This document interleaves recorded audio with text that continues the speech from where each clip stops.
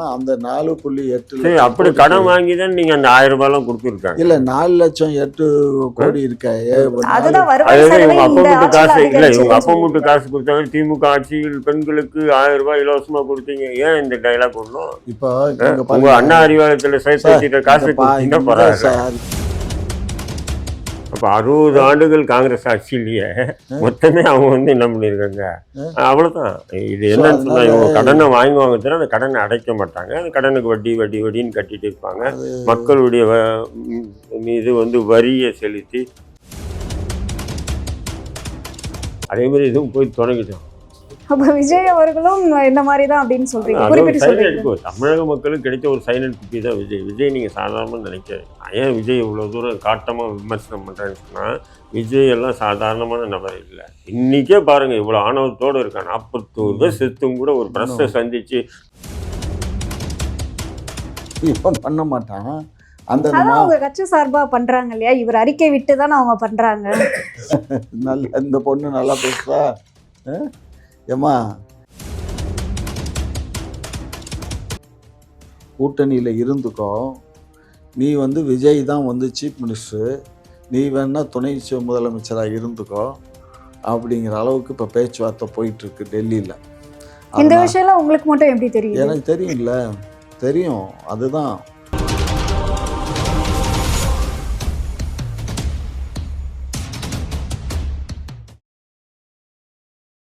சட்டசபையில எடப்பாடி அவர்கள் ஒரு விஷயத்த முன் வச்சிருக்காரு. என்ன அப்படின்னா, திமுகவுடைய ஆட்சி காலத்துல வருவாய் செலவு வந்து அதிகரிச்சிருக்கு அப்படின்னு சொல்லியிருக்காரு. 2011லயே வந்து இவங்க கிட்டத்தட்ட 1.5 லட்சம் கோடி கிட்ட வாங்கினாங்களாம். ஸோ அதிமுகவுடைய ஆட்சி முடியும் போது அப்போ ஒரு 4 லட்சம் கடன் தான் இருந்துச்சு. இவங்க வந்து அதுக்கப்புறம் இது 9 லட்சமா மாறி இருக்கு அப்படின்ற ஒரு குற்றச்சாட்டை முன் வச்சிருக்காரு. இதை பத்தி உங்களோட கருத்து? இல்லை, அந்த புள்ளி விவர இது எனக்கு தெரியாது. தெரிஞ்சால் நம்ம பேசணும், தெரியலன்னு தெரிஞ்சுன்னா அண்ணன் விளக்கு வராது.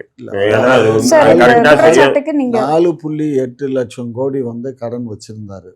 அதுக்கு முன்னாடி கருணாநிதி காலத்தில் வந்து 90,000 கோடி மட்டும் கடன் இருந்துச்சு. இவங்க வந்ததுக்கப்புறம் ஒரு 4 லட்சம் கோடி இவங்க ஆட்சி காலத்தில் கடன் இருந்தது. நாங்கள் ஆட்சிக்கு வந்த உடனே கொரோனா பீரியடு, வேறு வழி இல்லாமல் அந்த கொரோனா பீரியடில் சமாளிக்கிறதுக்காக நாங்கள் வந்து ஒரு 1.5 லட்சம் கோடி வாங்கினோம். அதிமுக ஆட்சி காலத்துல தான் கொரோனா இருந்துச்சு. வரும்போது கொரோனா வந்து அவங்க சரியாகல. அவங்க காலத்தில் வந்து ஃபர்ஸ்ட் அது இல்ல சார், ஃபுல் லாக்டவுனே வந்து அதிமுக ஆட்சி காலத்துல தான். அதுல தான் வந்து பசங்களுக்கு பாஸ்லாம் பண்ணி விட்டாங்க. ஃபர்ஸ்ட் வந்துச்சு. செகண்ட் வந்ததெல்லாம் எங்கள் திமுக ஆட்சி வந்ததுக்கப்புறம் அங்கங்கே ஆம்புலன்ஸ்லேயே டாக்டர் ஓடி வந்து நிப்பாட்டி அதில் ட்ரீட்மெண்ட் கொடுக்கலையா? மறந்துட்டிங்களா? ஆம்புலன்ஸை நிப்பாட்டி ஆம்புலன்ஸு கார்லேயே பேஷண்ட்டை வச்சு. இல்லை, இப்போ பெரிய இது வந்து ஏடிஎம்கே ஆட்சியில் ரெண்டாவது 2021 வந்து இதில் வந்து தேர்தலுக்கு பிறகு வந்து ஒரு கொரோனா வந்தது டிஎம்கே ஆட்சியில். அதுலேயும் வந்து நம்ம பாதிக்கப்பட்டாங்க. ரெண்டாவது அவங்க அந்த நேரத்தில் அந்த ட்ரீட்மெண்ட்டு அவங்களுக்கு பண்ண வேண்டியது எல்லாம் அவங்க ஒன்றும் பண்ணலை. அதெல்லாம் இவங்க ஆட்சிக்கு வந்து தான் அதெல்லாம் செய்ய வேண்டியதாக இருந்தது. அதனால் வேறு வழி இல்லாமல் தான் அப்போ நாங்கள் பணம் வாங்க வேண்டியதாக இருந்தது.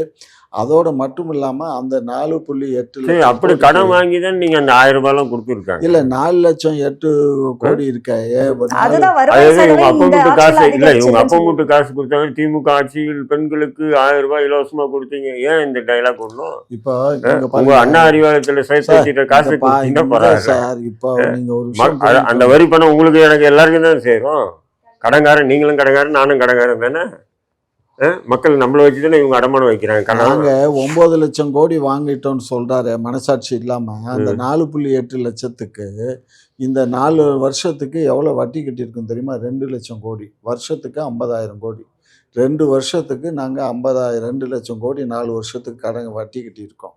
அப்போ அந்த 9ல் 2 கழிச்சா அப்போ கடனை எப்போ அடைப்பீங்க?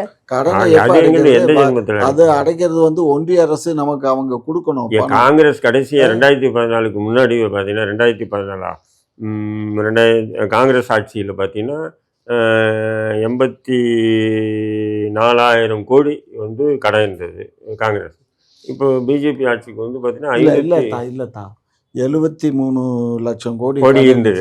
காங்கிரஸ் மன்மோகன் சிங் ஆட்சியை விட்டு இறங்கும்போது 73 லட்சம் கோடி கடன் இருந்தது. இப்போ 500. இப்போ வந்து மொத்தம் வந்து இன்னைக்கு உள்ள கடன் வந்து எப்படின்னு கேட்டிங்கன்னா 263 லட்சம் கோடி. 263ன்னா ஏறக்குறைய இவங்க அந்த வெறும் இந்த 10 12 வருஷத்துல ஒரு 100 கோடின்னு வச்சுக்கோங்களேன். 110 கோடி 120 கோடி கடன் வாங்கியிருக்காங்க. அப்போ 60 ஆண்டுகள் காங்கிரஸ் ஆட்சியிலேயே மொத்தமே அவங்க வந்து என்ன பண்ணியிருக்காங்க, அவ்வளோதான். இது ஸோ என்னன்னு சொன்னா, அதனால இவங்க கடனை வாங்குவாங்க தவிர அந்த கடனை அடைக்க மாட்டாங்க. அந்த கடனுக்கு வட்டி வட்டி வட்டின்னு கட்டிட்டு இருப்பாங்க. அது மக்களுடைய மீது வந்து வரியை செலுத்தி வரி வரி வரி வரி வரி அதுக்கும் சொல்றாங்க நீங்க வந்து அதிகமான முதலீடுகளை ஈர்த்தால் மட்டுமே இதெல்லாம் வந்து அடைக்க சாத்தியம் அப்படின்னு இல்லைம்மா, சொல்றாங்க. அதிகமான முதலீடுகளுக்கும் தெரியும். நம்ம பேர் வந்து முதலீடுன்னா அது என்ன நாங்கள் வந்து வாங்கி நம்ம அரசாங்கத்துக்கு வரப்போகுதுன்னு நினைக்கிறாங்க. அது தப்பு. முதலீடு ஈர்த்து வருதுன்னு சொன்னால் அவங்கள கூட்டிகிட்டு வந்து இங்கே தொழில் ஆரம்பிக்க சொல்கிறோம். அவங்க தொழில் ஆரம்பித்தா நம்ம ஆட்களுக்கு வேலை வாய்ப்பு கிடைக்கும். அவங்க தொழில் பண்ணும்போது நமக்கு வரி கிடைக்கும். அவ்வளவுதானே தவிர அவங்க வர்றதுனால அந்த ஒரு 15,000 கோடியோ 20,000 கோடியோ நமக்கு வரப்போகிறது இல்லை. அது அவங்க இன்வெஸ்ட்மெண்ட் பண்ணி அவங்க பிஸ்னஸ் பண்ணுவாங்க. அந்த பிஸ்னஸ் பண்ணும்போது நமக்கு பூம் ஆகும். பூம் ஆகும்போது நமக்கு அந்த வரி ரூபத்தில் ஏதாவது வருமானம் வரும். அதுதான் சார், மற்ற மாநிலத்துல இருக்கக்கூடிய முதல்வர்கள்லாம் அதிக அளவுல ஈர்த்து கொண்டு வரும்போது தமிழகத்துல இருக்கக்கூடிய முதல்வர் மட்டும் மிக குறைந்த அளவுல ஈர்த்துட்டு வரும்போது யார் அதிகமா மற்ற கொண்டு வரும். மாநிலம் தமிழகத்தை காட்டிலும் வேற யார் பண்ணியிருக்கா? தமிழகம் தான் இதுல நம்பர் 1. புரிஞ்சுக்கோங்க. இல்ல சார், இப்போ அந்த தெலுங்கானா சிஎம் கூட வந்து நிறைய இவர் வந்து 17,000 தான் முதலீடு தான் ஈர்த்துட்டு வந்திருக்காரு. ஆனா ஒரு 27,000 முதலீடு வந்து ஏம்மா, நீ 2 விஷயம் பார்க்கணும்மா. அவர் சந்திரபாபு நாயுடு வந்து அவங்க வந்து வெளிநாடுகள்லாம் அவர் வந்து ஏற்கனவே பில்கேட்ஸ் அப்போ வந்து நமக்கு இங்கே வந்தார்.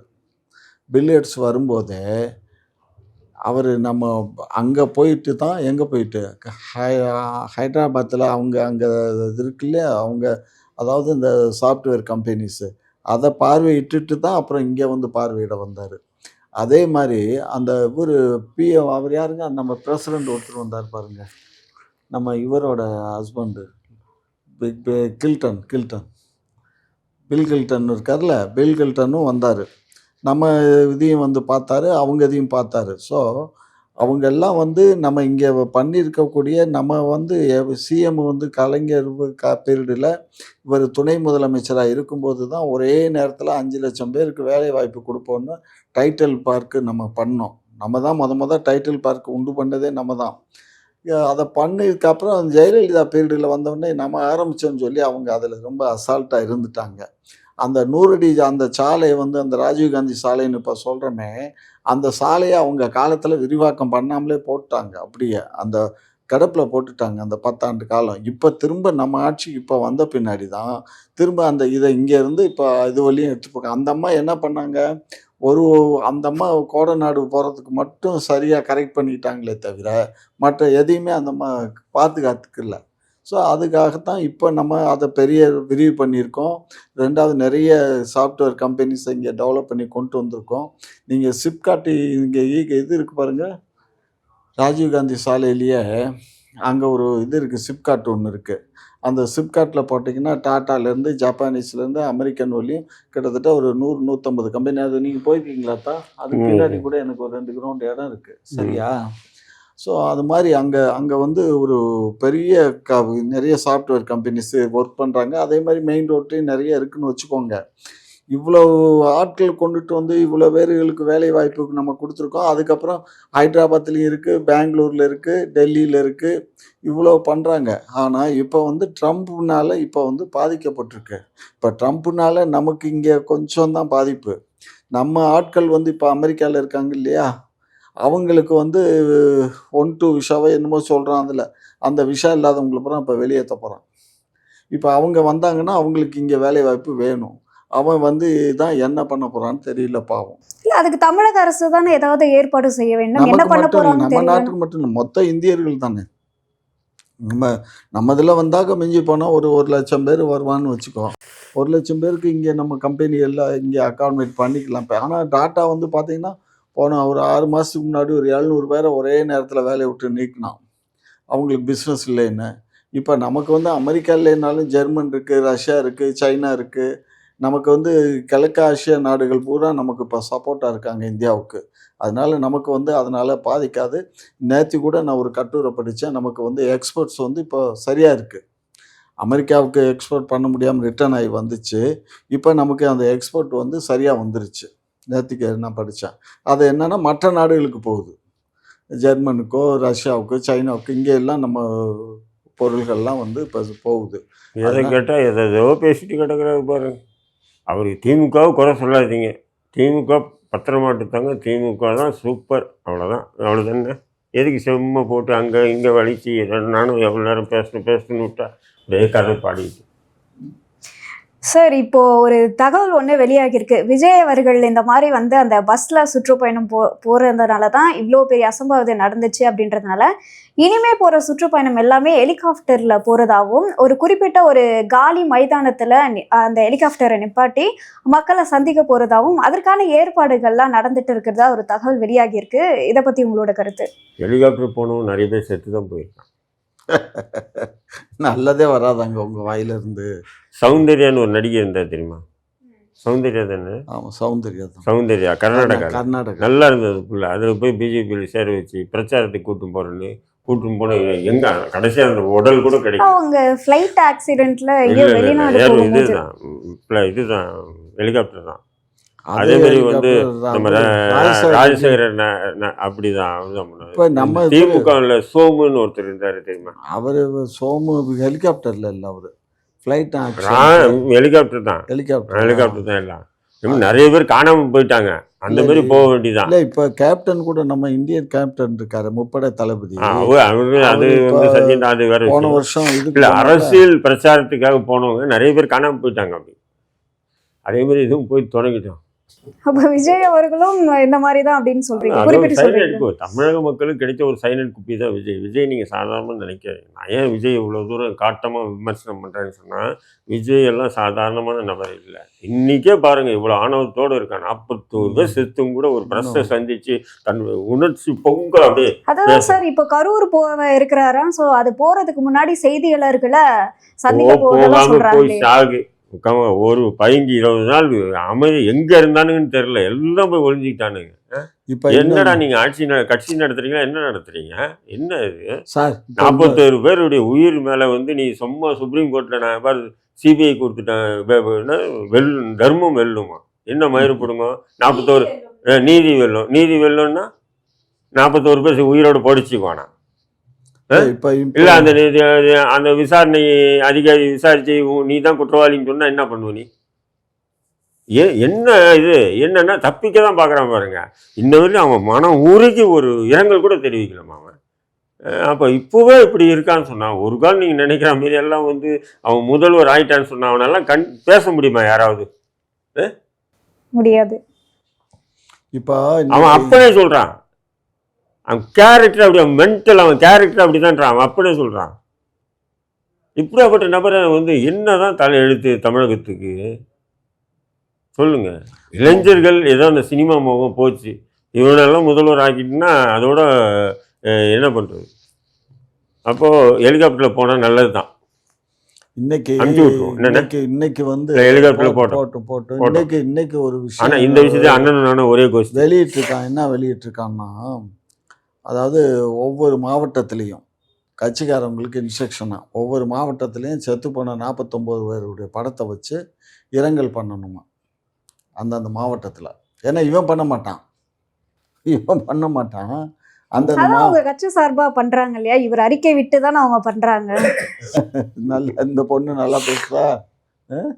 ஏம்மா யாருமா செத்தா? பொண்டாட்டி செத்தா புருஷன் இன்னொரு கல்யாணம் பண்ணுவேன். ஆனால் புருஷன் செத்தா பொண்டாட்டி தான் தாலி வைப்பா. அடுத்தவன் பொண்டாட்டி தாலி வைப்பாளா? கட்டினவன் பொண்டாட்டி தானே தாலி வைப்பா. அப்போ இவன் தானே கொன்னான். அப்போ இவன் தானே போய் பண்ணணும். தான் இவன் கட்சி ஆஃபீஸ் இங்கே இருக்குல்ல, இவன் கட்சி ஆஃபீஸில் அந்த படத்தை வச்சு இவன் கூப்பிட்டு இரங்கல் தீர்மானம் போட்டு ஒரு ப்ரெஸ்ஸெல்லாம் கூப்பிட்டு பண்ண வேண்டியது தானே. அதை விட்டுவிட்டு நீ மாவட்டந்தோறும் பண்ணுறேன்னா அதெல்லாம் வந்து பைத்தியக்காரத்தனம் இல்லையா? இப்போ கலைஞர் எத்தனையோ கலைஞர் பீரியடுக்கு முன்னாடி வந்து எம்ஜிஆர் பீரியடில் தான் இந்த 22 பேர் வன்னியர்கள் செத்தாங்க அந்த இதில் போராட்டத்தில். இவ்வளோ நாளாக ஒன்றுமே பண்ணல. இப்போ ஸ்டாலின் ஐயா வந்தாங்க. அந்த 22 பேர்த்துக்கும் நினைவு மண்டபம் கட்டினாரா? கட்டி அதை திறந்து வச்சு அவங்க வீட்டுகளுக்கும் ஒரு பென்ஷன் மாதிரி ஒரு திட்டத்தை போட்டு மாதம் 5000மோ 10,000மோ இப்போ கொடுத்துட்ருக்காங்க. தெரியுமா உனக்கு? தெரியும்ல?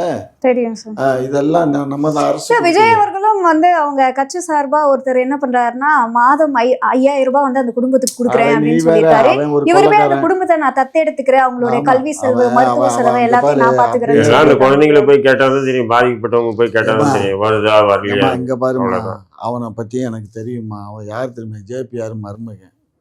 ஜேபிஆர் மருமகன், மகளை 2 பிள்ளைங்க அவர் ஜேபிஆருக்கு. அவர் என்னுடைய நெருங்கிய நண்பர் தான். அவருடைய பொண்ணை கட்டினவர் அவரு தான் இதை சொல்லியிருக்காரு. சரியா? ஆனால் அத்தனை திருட்டு பசங்களும் டிவிக்கில் சேர்ந்துருக்காங்க. லாட்ரி வியாபாரி அதான். இப்போ ஜேபிஆர் என்ன சாராய வியாபாரி ஒரு காலத்தில், அதன் பிறகு அவர் கல்வி தந்தையாக மாறினார். ஏன்னா அரசு சாராயம் வைக்கிறத எடுத்ததுனால அவர் கல்வி தந்தையாக மாறினார். அத்தனை திருட்டு பசங்களும் கூட இருக்காங்க எல்லாமே.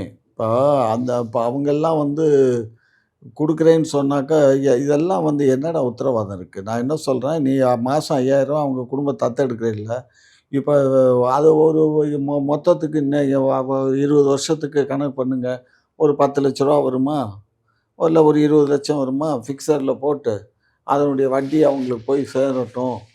அது 10 வருஷம் கழித்து அந்த பணத்தை எடுத்து அவங்களுக்கு உபயோகப்படுத்திக்கட்டும்னு எங்கே போட்டு கொடுக்க சொல்லி பார்ப்போம். எல்லாம் நான் தத்தெடுத்துக்கிறேன், படிக்க வைக்கிறேன், பிடுங்குறேன் பாங்களே தவிர இதெல்லாம் ஒரு இதெல்லாம் ஒரு விளம்பரத்துக்காகத்தான்.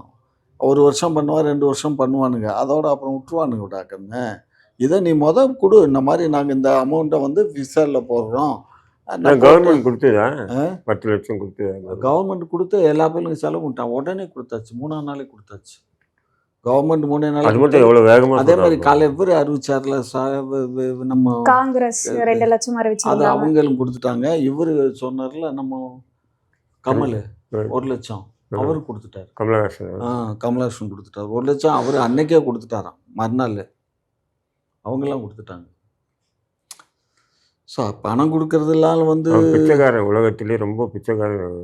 1 லட்சம் கொடுத்தாரு கமலஹாசன். எங்க 1 லட்சம்னா மொத்தம் வந்து 41 குடும்பத்துக்கு உனக்கு பல கோடி. நீ அறிவு பாருங்க. அவர் வந்து நீங்க இன்னைக்கு சொல்றீங்க, இதே கமலுடைய வீடு ஏலத்துக்கு வந்தது இல்லை, ராயப்பேட்டை இந்த வீடு ஏலத்துக்கு வந்துச்சு இல்லை, இந்த இந்த இந்த ஒரு படம் நடித்த பின்னாடி அதை இவங்க ஜெட் ஜாயின் மூவிஸ் ரிலீஸ் பண்ணி அதில் காசு வந்ததுக்கு அப்புறம் தான் இப்போ இருந்தாலும் நின்றுச்சு வந்து இந்த வீட்டு கடனை மீட்டி, அங்கே ஒரு வீடு இருந்துச்சு அதையும் கடனை மீட்டி இப்போ ஏதோ ஒரு வீடு கட்டிகிட்டு இருக்காருன்னு சொல்கிறாங்க. புரியுதா?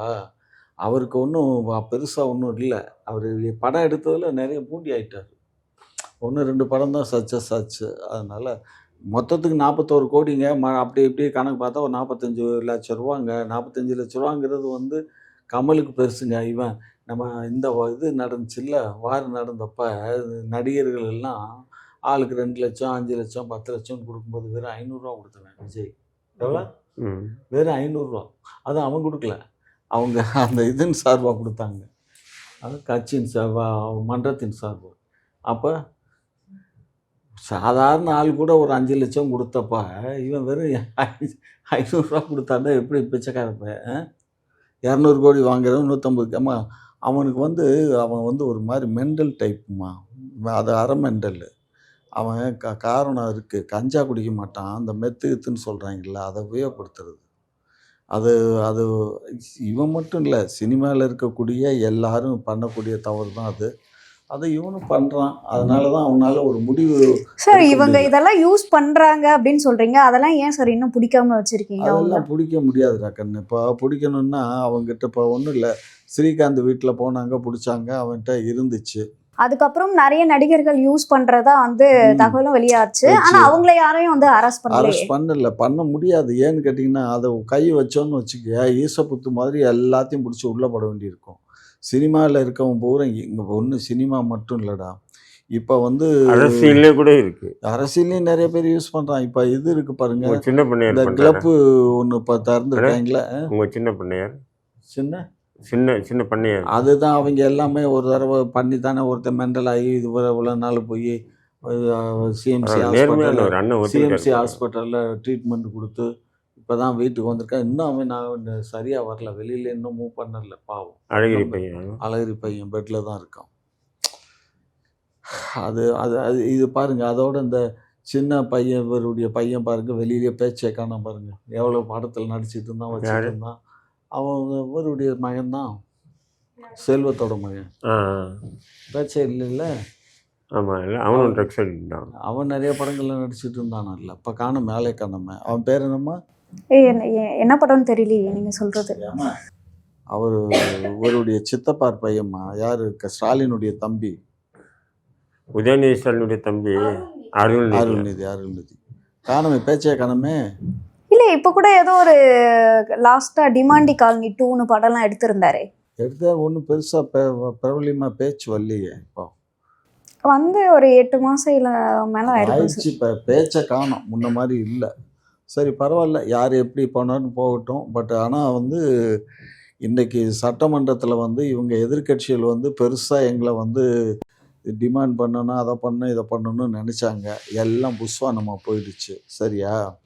எடப்பாடிக்கு புஸ்வானமாக போனதுக்கு இன்னொரு காரணம், டெல்லி மேட்ரு அவருக்கு வயிற்ற கலக்கிருச்சு. டெல்லியில் வந்து எப்படியும் அவனுக்கு சீஃப் மினிஸ்டர் ஆகணும், ஒன்றை இறக்கி விட போகிறோங்கிற அளவுக்கு வந்துட்டாங்க. இப்போ எப்படி கூட்டணியில் இருந்துக்கோ, நீ வந்து விஜய் தான் வந்து சீஃப் மினிஸ்டரு, நீ வேணா துணை முதலமைச்சராக இருந்துக்கோ அப்படிங்கிற அளவுக்கு இப்போ பேச்சுவார்த்தை போயிட்டுருக்கு டெல்லியில். இந்த விஷயம்லாம் உங்களுக்கு மட்டும் எப்படி தெரியுது? எனக்கு தெரியும்ல, தெரியும். அதுதான் காமாட்சி நாயுடு, புரிஞ்சுக்கோங்க. சரியா? அதனால் இப்போ அவர் ஈ அடித்தாங்க காஞ்சி மாதிரி மூஞ்சி அடித்தா அப்படியே போயிருக்காரு. 2 நாளைக்கும் ஏதோ பேரளவுக்கு சட்டமன்றத்துக்கு வருவார் போவார், அவ்வளவுதான். புரியுதுங்களா?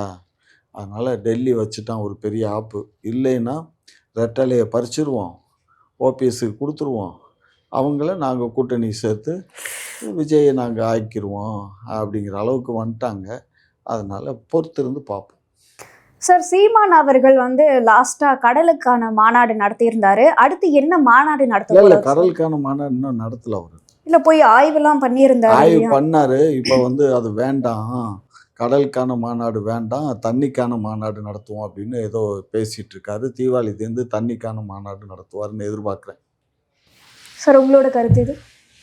இல்லை அதுதான் சொன்னார் இல்லை, கடை இன்னும் நடத்தலை தண்ணிக்கான மாநாடு. அது அவசியம் தானே. நீ தண்ணி காசு கொடுத்தா தானே கிடைக்க முடியுது. யார் வீட்டிலேருந்து காசு கொடுக்காம தண்ணி குடிக்க முடியுதா? ஏழையிலேருந்து பணக்கார வீட்டில் தண்ணி காசு கொடுத்தா தண்ணி. எனக்கு ரொம்ப ஏன் சொன்னீங்கன்னா, இன்றைக்கி வந்து கார்பரேஷனில் வரக்கூடிய தண்ணி சரியில்லை. 4 தெரு ட்ரைனேஜ் வாசம் வருது, இருக்கா இல்லைங்களா? அப்போ என்ன பண்ணுறாங்க, கஷ்டப்படுறவங்களாக இருந்தாலும் கேனுக்கு 40 ரூபா 50 ரூபா கொடுத்து கேன் வாங்கி வச்சு தான் குடிக்கிறாங்க எல்லார் வீட்லையும். அதனால் இதனுடைய அவசியம் வந்து உணர்த்துறதுக்கு ஒரு மாநாடாக சீமான் அறிவிச்சிருக்குது. உண்மையிலே வரவேற்கக்கூடிய ஒரு விஷயம். அப்போ அதுக்கு காரணம் வந்து நிலத்தடி நீரை வந்து நாசமாக்குனது எல்லாமே இந்த கார்ப்பரேட்டுகள். இதை விளக்கி அவர் தொடர்ந்து அவர் மரங்கள் மாநாடு, மலைகள் மாநாடு எல்லாமே நடத்திட்டு இருக்காரு. அதில் வந்து தண்ணீருக்காக நடத்துகிறாரு. இது வரவேற்கக்கூடிய ஒரு விஷயம் தானே. அதை நம்ம குறை சொல்ல முடியாது. திமுககாரவனா குறை சொல்லுவான். இப்போ திமுககாரனும் குறை சொல்கிறதில்ல அவரை. ஏன்னு சொன்னால் அவர் விஜய் விஷயத்தில் ஏறி விஜய்க்கு எதிராக பேசுகிறாரு இல்லையா, நாம் தமிழர் கட்சி. அதனால் திமுககாரங்களுக்கு கொஞ்சம் சீமான் மீது ஒரு சாஃப்ட் கார்னரு வந்திருக்கு. இல்லை சார், நான் வந்து என்ன சொல்கிறேன்னா, இன்றைக்கு வந்து விஜய் என்ன சொன்னார், திமுகவுக்கும் தாவேகாவுக்கும் தான் வந்து. ஆனால் அது கரெக்டு தான். இப்போ அண்ணன் சொல்ல வர்றது கரெக்டு. தமிழ்நாட்டில் இப்போ விஜய் போட்டி போடுறது நமக்கும் டிவிகேக்கு தான் போட்டி. அதிமுக கூட்டணி திமுக கூட்டணி போட்டி, டிவிகேக்கும் என்டிவிகேக்கு தான் போட்டி.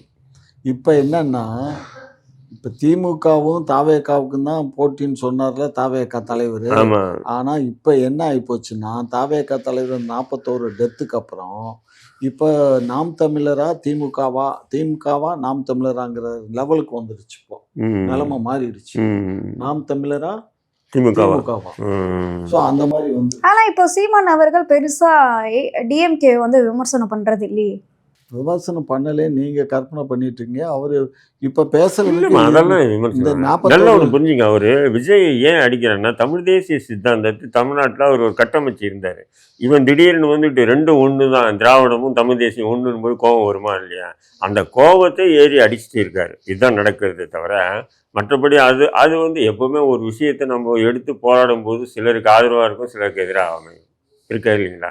இப்போ நான் கூட சில விஷயங்கள் பேசும்போது என்னுடைய எதிரி பிஜேபிக்கு கூட ஆதரவாக கூட போவோம். அதுக்காக நான் பிஜேபி ஆதரவாளன்னு சொல்ல முடியுமா? முடியாது. அதேமாரி தான் இன்றைக்கி சீமான் வந்து தொடர்ந்து வந்து அவர் வந்து ஒரு தமிழ் தேசிய சித்தாந்த ஒரு கருத்தியலை உருவாக்கி அதன் பிறகு அதன் மூலிமா ஒரு தமிழக அரசியலில் ஒரு புது அரசியலை வந்து கொண்டு போயிட்டு இருக்காரு. அதுக்கு மக்கள் ஆதரவும் இருக்குது. குறைஞ்ச 40 லட்சம் வாக்குகள் கூட பெற்றிருக்காருன்னு போது அதை இன்னும் பெருகி அந்த கட்டமைப்பில் தமிழ்நாட்டில் ஒரு அரசியலை உருவாக்கணும்னு நினைக்கும்போது ஊடால ஒருத்தன் வந்துட்டு திராவிடம் ஒன்று தான், தமிழ் தேசியம் ஒன்று தான் அப்படின்னு சொன்னோன்னா கோபம் வருது, அது ஏறி அடிக்கிறாரு. இதுதானே தவிர மற்றபடி ஒன்றும் இல்லை சீமான். இப்போ புதுசாக செய்தி இன்றைக்கி ஒன்றும் 10 ஆண்டு காலத்தில் வந்து தமிழ் வளர்ச்சிக்காக வெறும் 167 கோடி மட்டுமே, 10 ஆண்டுக்கு 167 கோடி மட்டுமே ஒன்றிய அரசு ஒதுக்கியிருக்கு. ஆனால் சான்ஸ்கிரிட்டுக்கு 2345 கோடி 2345 கோடி சமஸ்கிருதத்துக்கு ஒதுக்கியிருக்கு. பாருங்கள். அப்போ எந்த அளவுக்கு வந்து அவங்க சான்ஸ்கிரிட்டை வந்து முக்கியத்துவம் கொடுக்குறாங்க. அதே மாதிரி இந்திக்கும் அதே மாதிரி தான் ஒதுக்குறானுங்க. தமிழ் வளர்ந்த மொழி, சான்ஸ்கிரிட் வளர்க்கிற மொழி, அதனால அப்படின்னு நினச்சிக்க வேண்டியதான். அதை வந்து நம்மளை வந்து இவங்க அப்படியே அதானே வளர்க்குறாங்க. சான்ஸ்கிரிட்டு தமிழ் வளர்ந்த மொழி இல்லையா? அதான். சார், அண்ணாமலை வந்து ஒரு விஷயத்த முன் வச்சிருக்காரு. என்ன அப்படின்னு பார்த்தீங்கன்னா, திருமாவளவன் அவர்களுடைய விஷயத்துல முதல்வர் அவர்கள் தலையிட்டு அதை கண்டிக்கணும் அப்படின்னு சொல்லியிருக்காரு. இதை பற்றி உங்களோட கருத்து? அண்ணன் திருமாவளவன் விஷயத்தை வந்து நான் என்னுடைய பார்வைன்னு சொல்லி ஒன்று இருக்குது. அண்ணாமலை என்ன சொல்லட்டும். அந்த விஷயத்தை ஊதி பெருசாக்குனதே மியூசிக்காக தான். உண்மையிலே அது வந்து அந்த வீடியோக்குள்ளே அதுக்கு சாட்சி. அதுக்கு மேலே நம்ம நாம் வந்து ஒரு ஒடுக்கப்பட்ட சமூகத்தினுடைய ஒரு பட்டியலின மக்களுடைய எழுச்சிமிகு தலைவர் அண்ணன் திருமாவளவனை வந்து கொச்சைப்படுத்துவதற்காக நான் சொல்கிறது. இந்த மாதிரி விஷயங்களெல்லாம் அரசியல் பண்ணக்கூடாது அவர்.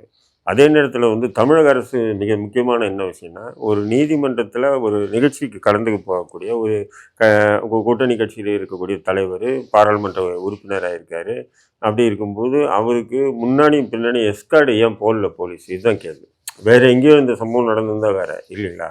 ஒரு நீதிமன்றத்தாண்டே இப்படி நடக்குதுன்னா முன்னாடி எஸ்கார்டு இருக்குது போட்டு இந்த சம்பவம் போட்டிருந்தால் இந்த சம்பவமே நடந்திருக்காது இல்லையா? ஏன் செய்யலை தமிழக காவல்துறை? புரியுதுங்களா? இது பெரிய தவறு.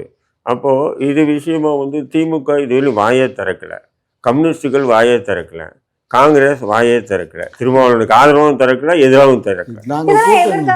ஏன் வாயை திறக்கலன்னு நினைக்கிறீங்க? ஏன் வாயை திறக்கல? ஓட்டு அரசியல் தான். இப்போ திருமாவளவனுக்கு ஆதரிச்சா இந்த பக்கம் வாக்குகள் மாறிடும், எதிர்த்துனா இந்த பக்கம் இதுவாகிடும். சைலன்ஸ் மூடில் இருந்துருவோம். யார் ஆதரிச்சாங்க திருமாவளவனுக்கு? நான் கேட்குறேன், கம்யூனிஸ்ட் கட்சிகள் ஆதரிச்சாங்களா? திமுக கூட்டணிகள் சொன்னேன், காங்கிரஸ் கட்சி ஆதரிச்சு தான், யாருமே ஆதரிக்கலை. திமுக தான் இப்போ குரல் கொடுக்கணும். திருமாவளவன் விஷயம் திமுக இது இடையில கொடுக்கல. அப்போது இன்றைக்கி விடுதலை சிறுத்தைகள் கட்சி வந்து திருமாவளவன் அந்த விஷயத்தை பேசிட்டு இன்றைக்கி வந்து அப்படியே ஒரு விதமாக இதை எப்படி மடை மாற்றணும்னு நினைக்கிறாரு. பெரிய தவறு தான் அது. ஏன் சொன்னால் நல்லா வருது வண்டி, இடித்த மாரி இப்படி திரும்பி பார்க்குறான், எல்லாமே கரெக்டாக. அவன் போய் அண்ணன் சீமான் கிட்ட அண்ணன் திருமாவளவன்கிட்ட போய் முறைச்சி பார்த்தா அதெல்லாம் இல்லை. முறைச்செல்லாம் அவர் உள்ளே உட்காந்துருக்காரு. அதுக்குள்ளே இவங்க ஆட்கள் பேசும்போது அவங்களுக்கு கவுண்டர் கொடுக்குறான். அவங்க 2 பேருக்குள்ளே அவங்க எதோ சொல்ல தெரியாதா அப்படி இப்படின்னு கேட்கும்போது ஆமாம் அப்படி இப்படின்னு சொல்லி ஏதோ அவங்கக்கிட்ட தான் கவுண்டர் கொடுக்குறான். அதுக்குள்ளே வண்டியை தூக்கி தள்ளி விடுறாங்க, அடிக்கிறாங்க, ஓடுறாங்க. இவ்வளோ தூரம் வீடியோ அப்பட்டமாக இருக்குன்னும் போது இது வந்து அந்த பையன் மேலே தான் தப்பு, விடுதலை சிறுத்தை மேலே தப்பு இல்லைன்னு சொல்ல முடியாது. அப்பட்டமாக வந்து விடுதலை சிறுத்தை ஒரு நிதானத்தை கையாண்டு இருந்தாங்கன்னா, ஏன்னா போலீஸ் கூடவே இருக்குது. நீங்கள் அமைதியாக இருந்தால் போலீஸ் வந்து அவனை பிடிச்சிட்டு இருக்கும் இல்லையா? அவன் போலீஸ் பிடிச்சிட்டு நீங்கள் போயிட்டே இருந்திருக்கலாம். ஆனால் போலீஸ் முன்னாடியே நீங்கள் அராஜகம் பண்ணியிருக்கீங்க. அப்படின் போது இது நடுநிலையாக பார்த்தோன்னு சொன்னால் விசிக தரப்பில் தவறு தான். இதை வந்து திமுக அமைதியாக இருக்குது. ஏன் அமைதியாக இருக்குது? அதனால தான். கம்யூனிஸ்டுகள் ஏன் அமைதியாக இருக்குது? காங்கிரஸ் ஏன் அமைதியாக இருக்குது? யாருமே திமுக கூட்டணி கட்சிகள் யாருமே, ஏன் இஸ்லாமிய அமைப்புகள் விடுதலை சிறுத்தைக்கு எப்பவுமே வலது இடதுமாக இருக்கக்கூடிய கட்சிகளே வந்து பொத்தி முட்டி இருக்காங்க. ஏன் பொத்தி முட்டி இருக்காங்க? எந்த கட்சியும் திருமாவளவனுக்கு ஆதரவாக சப்போர்ட் பண்ணலையே. சார் இப்போ அந்த முதல்வர் அவர்கள் ஏன் இந்த விஷயத்துல தலையிடாம இருக்காரு? இல்லைம்மா, இப்போ பார்த்தீங்கன்னா அந்த வழக்கறிஞர்கள்லாம் வந்து ஆர்ப்பாட்டம் பண்ணாங்க. அதுக்கப்புறம் நேத்திக்கு என்ன பண்ணாங்க, திருமாவளவனுடைய ஆதரவாளர் வழக்கறிஞர்கள்லாம் அவங்க ஆர்ப்பாட்டம் பண்ணாங்க. ஸோ இதை பொய்த்து போயிடும், அவ்வளோதான். இனி இந்த பிரச்சனை அப்படியே இல்ல இதுல திமுகவுடைய பேருமே அடி வாங்குது இல்லையா? ஸ்டாலின் அவர்கள் ஒரு கூட்டணி கட்சியில இருக்கிறவர் இப்படி பண்ணிட்டு இருக்காரு, ஏன் ஒரு கேள்வி கூட கேட்க மாட்டேங்கிறாரு அப்படின்னு அதெல்லாம் வந்து அது அவங்களுக்கா தெரியணும். அவர் என்ன உலக அரசியல் பேசக்கூடிய திருமாவுக்கு வந்து தெரியாதா? நாங்கள் சொல்லித்தான் தெரியணுமா? அதெல்லாம் ஒன்றும் வேண்டியதில்லை. உங்களோட நேரத்தை ஒதுக்கி பல்வேறு கேள்விக்கு விளக்கம் அளிச்சிருக்கீங்க, அதற்கு நன்றி.